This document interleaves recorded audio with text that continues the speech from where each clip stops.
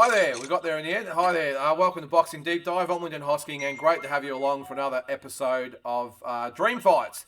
This is where we match up two legends of the sport, past or present or whatever it might be, and we put them together, we break it all down, and reveal who we think wins the fight and why. I would like to introduce my co-host for this week, Grant Tassie Brown and Mike Altamura. How are we, guys? Good, thanks, Lyndon. Going well, my man. That's awesome, mate. We had a week off last week for different reasons, but we're back this week and we've got a ripper dream fight. A little bit of conjecture there, Mike, I will say. I'm sure Tassie will let you know about it, but a little bit of conjecture about the choices. I think it's a great choice, by the way. But I'm sure Tassie will have his say. Who are we actually talking about before we get into the episode? Well, before I give you the names, I'll say we always have complaints that we don't incorporate modern fighters into the show. And we're talking about guys from the 80s and 90s or early 2000s or whatever. So I thought, all right, you guys want to talk about your modern fighters? Let's throw in one of the biggest and the baddest of the modern fighters in his weight class against the legend of the ring. So we have the great Julio Cesar Chavez against Gervonta Davis, Tank Davis. All right, so this is at lightweight, I'm assuming, or light welterweight? At lightweight. Lightweight, yeah. Tassie, thoughts? Without giving the result away. Yeah, look, mate, I always respect, anything my good friend Mike does. He's a boxing, like we say, he's a boxing encyclopedia. He studied the game from a young age, and he's only one of the only guys I give credit to that knows the sport back to front. I mean, I don't give that out very often because most people don't know fucking shit about boxing, and I know everything. Like I'm the fucking numero uno. All right, Mike, okay. I give credit to. Oh, it's true. I was just saying. I know we might have to have your own show the way we're going, so you can tell us about your exploits. Let's get on the point. Dream fights. Yeah. Anyway, well, you do too, Lyndon. I know. Not Peter though. No. Mike, look, mate. I don't know. Look, Jeff Fennick, Barry McGuigan was interesting. This one's a good one. Look, this one's interesting. I mean, I love Tank for modern day. I really rate him, mate. I think he's very explosive. He's a hard puncher. He can box as well, and he's Floyd's turned him into a bit of a star. Still, the jury's out on him because of some of the opposition. Like he hasn't, for me, got that marquee name yet. Leo Santa Cruz, a lot smaller guy, was probably doing well against him till the knockout. I mean, he's got guys there that can make him great. Haney, Shakur Stevens, if he moves up. Garcia's a good fight, not a probably as credible. It'll be a fan fight, but Shakur, Haney, even guys like that can make him an all-timer. Chavez, on the other hand, what can we say about Julio Cesar Chavez? I mean, you talk boxing, you talk Mexico, you talk Chavez. He's fought everyone. He was 80-something and 0, I think 86 and 0, give or take.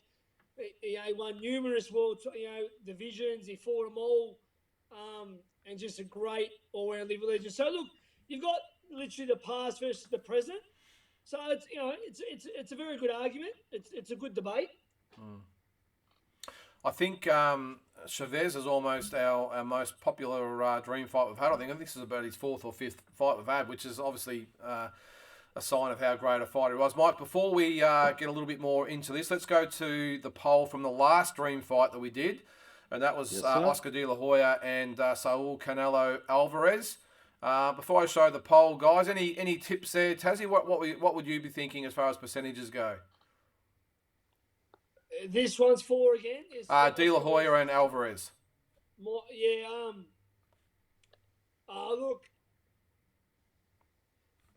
mate, it depends who we've got. I mean, I don't know who our viewers are. If they're old school boxing people or the young pups.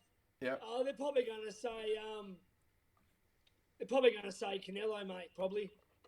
All right, Mike. What would your quick tip be before I bring it up there? Yeah, I think they're going to say Canelo because a lot of this generation just think that Oscar De La Hoya wears stockings and that's it. They don't actually know what an outstanding fighter he was and a pound-for-pound legend. So that's what I'm thinking. Maybe I'm not giving him enough credit. Let's find out. All right, here we go. Here is the result. Oscar De La Hoya, Canelo Alvarez. 67% for the Golden Boy over Canelo Alvarez. So, just goes to show, guys, that people out there do know their boxing. Even the newer guys. I think we all went for Oscar from memory. I think that's right, wasn't it?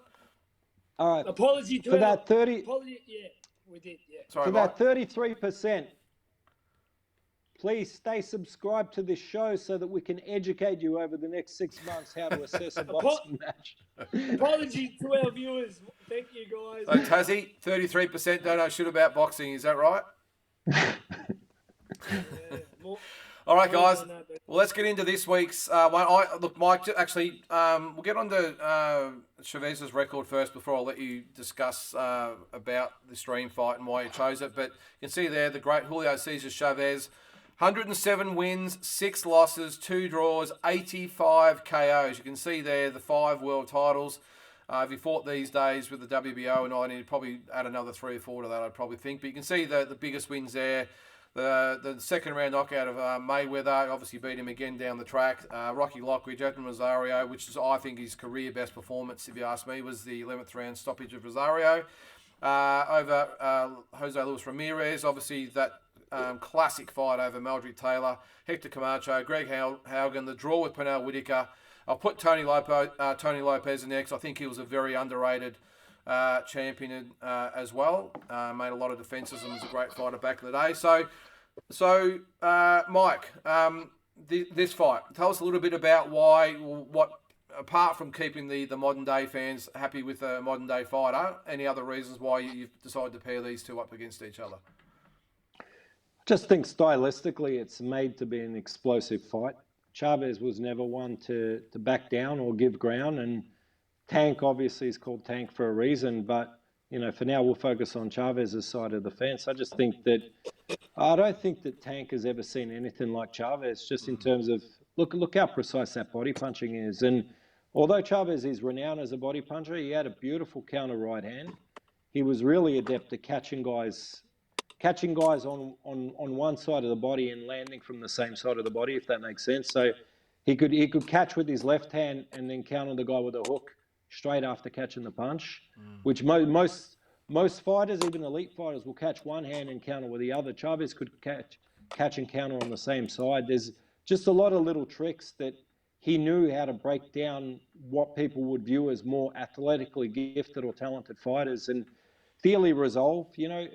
Throw out the fights with Kostya and even pretty much, look, both De La Hoya fights. Got to give De La Hoya credit for busting him up how he did, but that was a post-prime Chavez. Chavez, to me, at lightweight was, probably with the exception, really, if you look historically, of Henry Armstrong and probably Roberto Duran, there's not many that you could really say had the lightweight run. Pernell Whitaker's up there too, but Chavez, to me, at lightweight was at his absolute best. Just a fluid puncher, much better defensively than a lot of people think. He wasn't just a marauding, stalking Mexican fighter. He was a really good technical fighter, always balanced, short punches. He just had everything.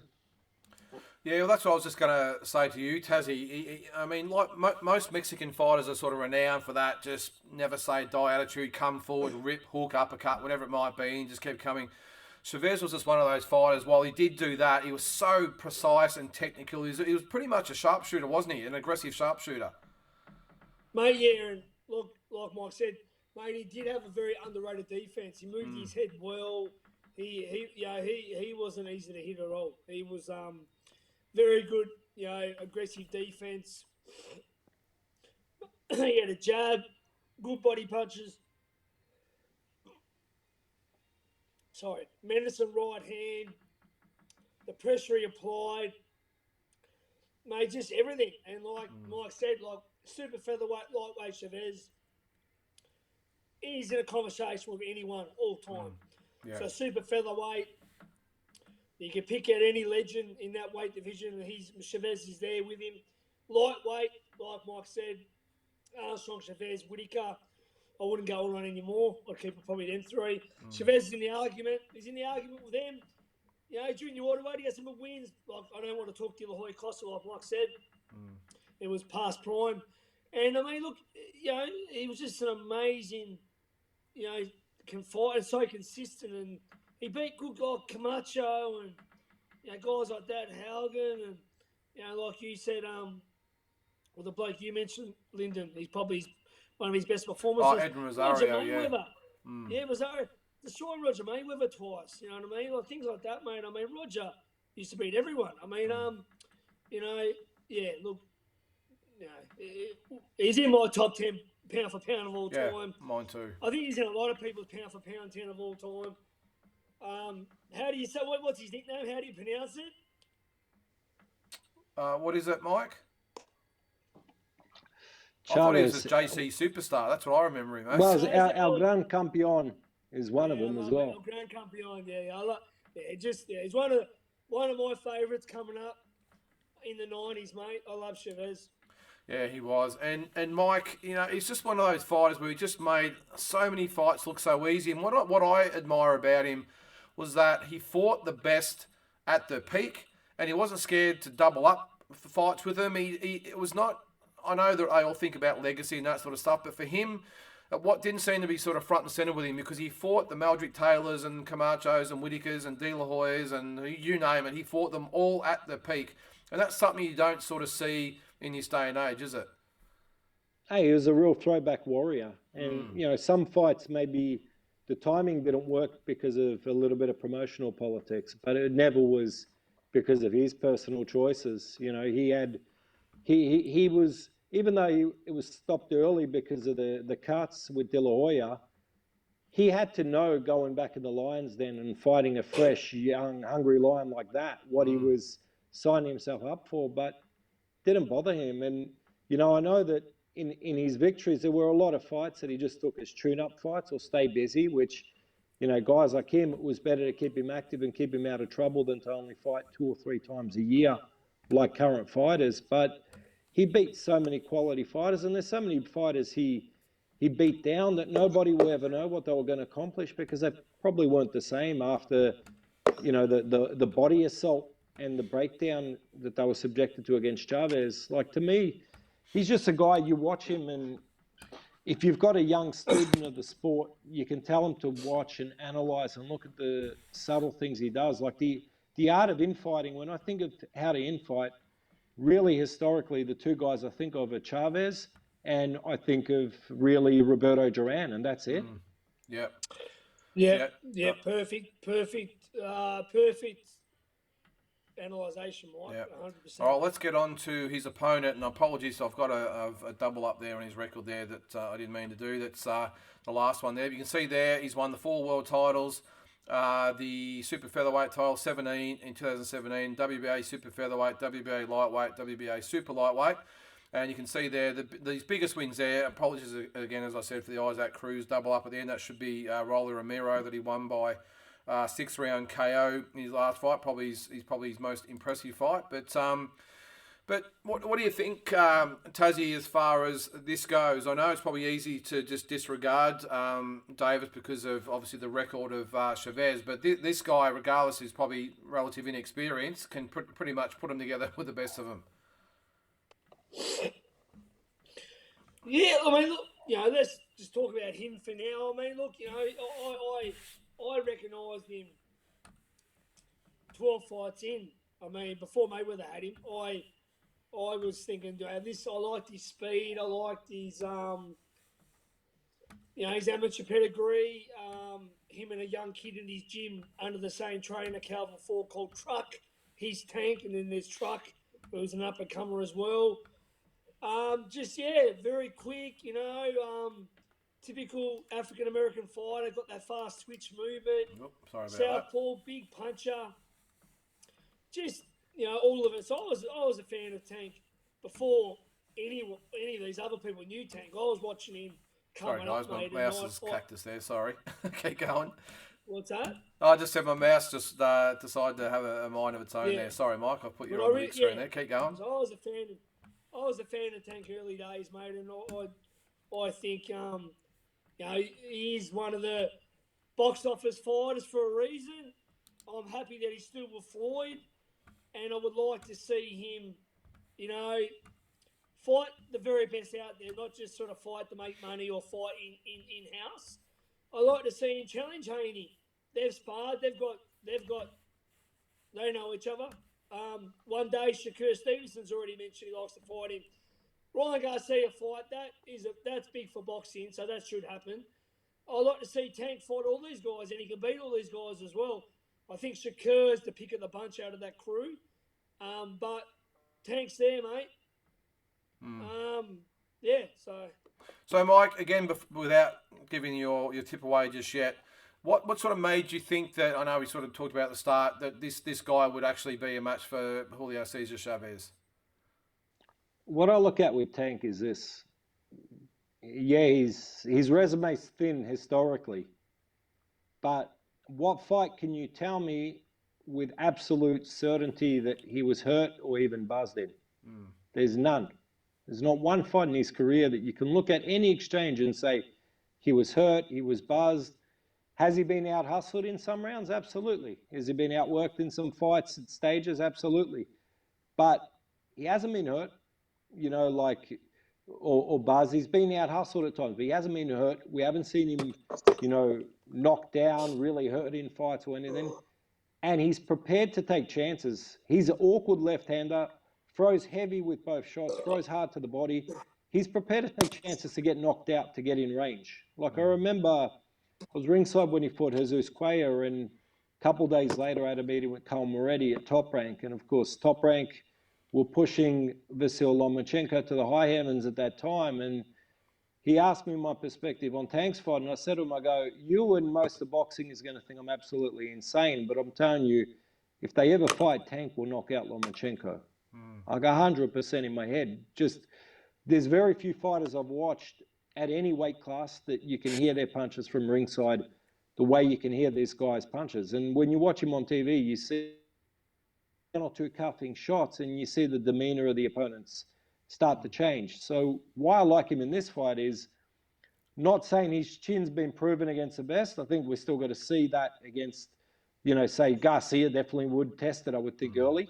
Yeah. Haney would test his skills and his movement and things like that. So maybe we can make a more educated assessment in a few years. But we haven't seen him hurt yet, and he's a hellacious puncher.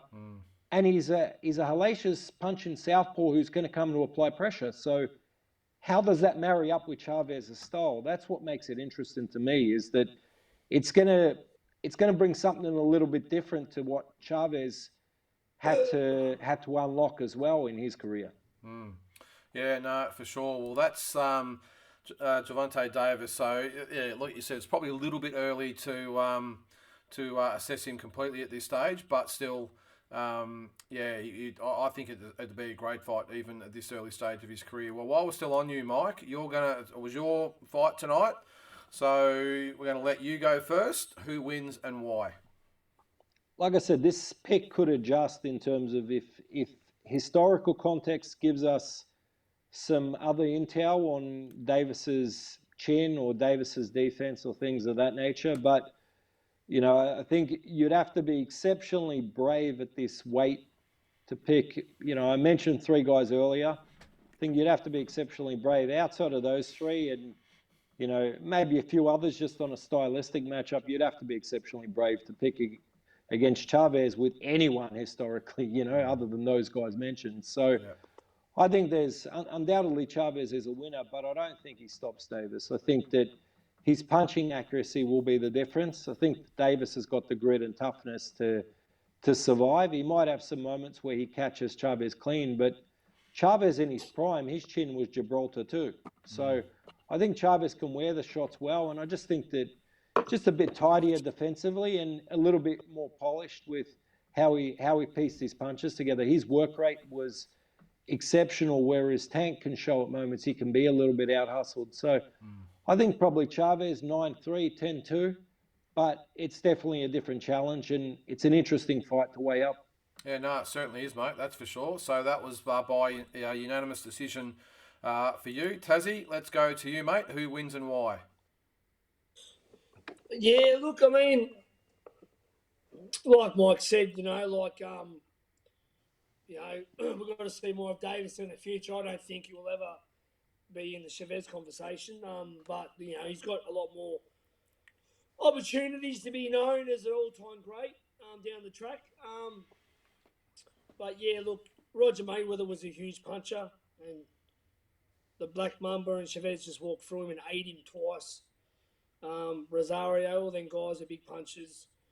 I'm probably going to, not be as my first pick would have been. I'm going to be a bit more respectful to Gervonta, but I think Chavez stopped him inside 8. Just with a body attack. I think, Tank might be looking for somewhere else to hide, mate. I'm not saying he's got dog in him, but you got a Mexican like Chavez pressuring your mate, and I don't think he's Mildred Taylor. I don't think he throws as many punches as Taylor. I think he's starting to slow down and be the Broner Mayweather. Not many punches, a bit more, not that momentum, of combinations and work rate to be able to mix with Chavez. So I think by round 8, he's looking for somewhere to hide, mate. And I'll tell you now, Chavez just stopped him inside 8. Okay, so stoppage inside 8 rounds to Chavez. Look, I think this fight's probably a lot more even than probably what I would expect, to be honest. When you first said it, Mike, I was like, I don't think he would actually stand a chance. But the more I sort of see of Davis, I think he would give him a really good fight. But I just think Chavez would break him down as the rounds went on. I just think he'd probably win. I think he'd stop him as well. But as I said, I don't think it'd be an easy fight. I think it'd be a very tough fight, as I try and get my mouse sort of going here. There we go. Where are we there? I think my tip would be that Chavez would break him down as the rounds went on. And I would think that he would stop him in probably rounds 10 to 12, I would think. Just because, look, it's really hard, Mike, as you said, to get a real accurate gauge on Davis. He probably needs to have a few more, big fights. He really hasn't had any yet, or significant fights. And I know he's had a few half-decent fights, but Chavez is a whole different ball game. And I just think that, Chavez would just break him down, body shots. He would just keep on him. He'd take him out of his comfort zone. Davis seems to be one of those fighters who loves to have things on his own terms and dictate the whole pace of the fight, where I think Chavez is the worst fighter to fight if that's your case, because he takes you right out of your comfort zone. So when you're trying to rest, he's right on your chest, and he just never stops. So I just think he would, as I said, break Davis down and he would win. I'll say 11th or 12th round stoppage, but it would be a very entertaining fight while it lasted anyway. So there's all three for Chavez. A little bit different, differing opinions. Mike, unanimous decision.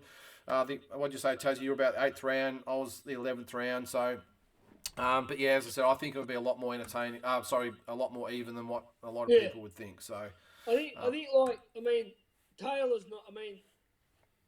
Gervonta, to me, is not Mildred Taylor. Yeah. He was one of the fastest fucking fighters we've ever seen. He's not Pernell Whitaker, who really should have beat Chavez, got the draw. Yeah. He's not. Don't even know if he's Roger Mayweather. Roger fought some great fighters and can punch. And there's a lot more. Hector Camacho. Yeah. He's not Camacho. Camacho was a badass dude. He's not none of them guys. He probably won't be none of them guys, even if he does beat Shakur and that. But look, it's a good argument. It's past versus present. I love Gervonta for now. But as Mike said, it's hard to go up against anyone with Chavez. Yeah, exactly. So, Tazzy, I think you're up next. No idea who you're having yet, or? Yep, I'll do, mate. Okay, yep. And who we got? It's an all Mexican. It's an all Mexican. It's an all Mexican affair. Yep. At featherweight. Yep. Salvador Sanchez versus Marco Antonio Pereira. Ooh, that's not a bad one, Mike. It's a great fight. I already know who my pick's going to be, but it's a great fight because I've actually thought about this before. Great fight. Yeah, I thought about this before. Both lineal WBC champions. Lineal WBC champions. Yep, no, they certainly are. No, that's a ripper, Tassie. I look forward to that one. So, again, guys, as we always say, if you're not familiar with these fighters, look, Chavez, I'm assuming everyone's familiar with Davis because he's a modern-day fighter, but I think you probably couldn't call yourself a boxing fan if you're not familiar with Chavez either. But when you're watching these dream fights, make sure you check out these guys, YouTube them, box rec them, go right through because this is why we do these fights, to give everyone a bit of an idea of just some of the great fighters out there. So, can I say something? Yep, go ahead, mate. If you don't know who Julio CESAR Chavez is, turn off now. Go open your hand and give yourself a massive slap in the face. I would hope that people out, look, maybe we might have a few younger generation in the teens or something might not know and are just watching the show to educate themselves, but maybe don't slap yourself, but take your finger and click the mouse and get on the YouTube, hey Mike, and there's so many great fighters out there. Yeah, I don't. Slapping themselves isn't going to help with the education. So just go and punch Senior's name in and watch some highlights and, educate yourself that way. If you're not prepared to do that, then maybe consider Tassie's suggestion of a slap. But, exactly. But I'm sure they will. We've got a great audience for this program. We have. And, and the dream fights always go pretty well, especially with our international watches as well, which is great. But, Mike, mate, great choice. I love the fight this week. Thought it would have been one of probably the most entertaining we've probably had while it lasted anyway. But thanks again, guys. Really appreciate everyone watching. Send some requests through if you've got them, of course. And again, we really appreciate everyone out there watching and taking the time to watch, to message us and comment and all the rest of it. So we'll look forward to seeing you again next week. Thanks, guys.